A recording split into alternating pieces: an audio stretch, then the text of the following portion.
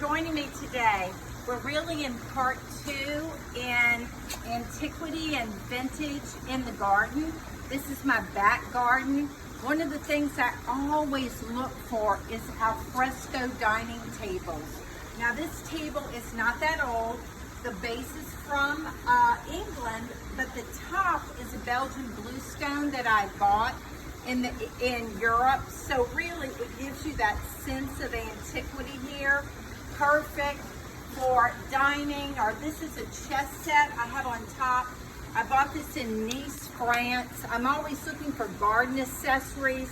I just feel I love the layering effect, and you know they're functional too. One of the things that line the perimeter of the back of my property are these pots, these Biot pots. Now these are from Biot, France. They started manufacturing pottery in the 18th century. I look for them in all sizes, doesn't matter to me. You know, one of the tails on this pot is this beautiful yellow glaze lip. And so they're in various sizes and patinas. You know, I can use a jardiniere anywhere, inside or out.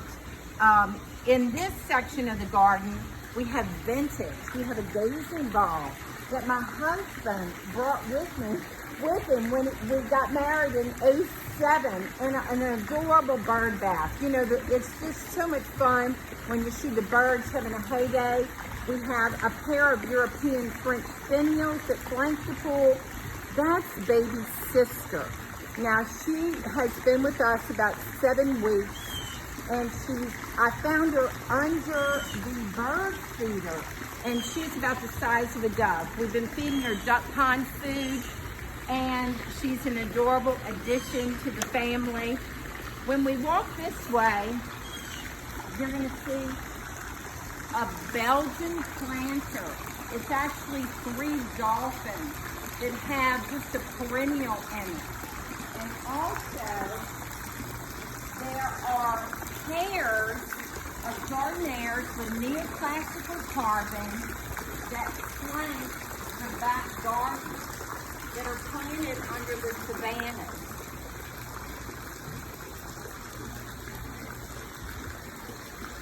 This is one of my favorite pieces. She's 18th century sandstone. I bought her in the south of France. I added a contemporary iron base in the back just so she would stand strong in the garden. I just love the way she's standing on top of the world.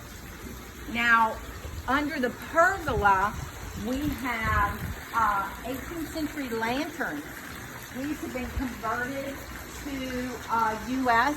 electricity. At one time, they were really gas. And then here is a pedestal in wood with a zinc jardiniere that has the swan emblem, which was Josephine's favorite of Napoleon and Josephine. At my back door, I have a 19th century wooden pedestal with an 18th century urn on top of it. You know, it's under a covered area, so I'm really not worried about the weather. One of the things I adore about it is the weathered finish. We're gonna look at the dining table because I kept 2 of them for myself because it's just the perfect size. And you know, during Hurricane Katrina, we learned this lesson. Heavy furniture really stays in place. So it's held down with the Belgian bluestone top. You know, I talk about collecting, falling in love with collecting in my book, Soul of the Home, Abram's books. I hope you have a great journey. Thanks so much for joining me.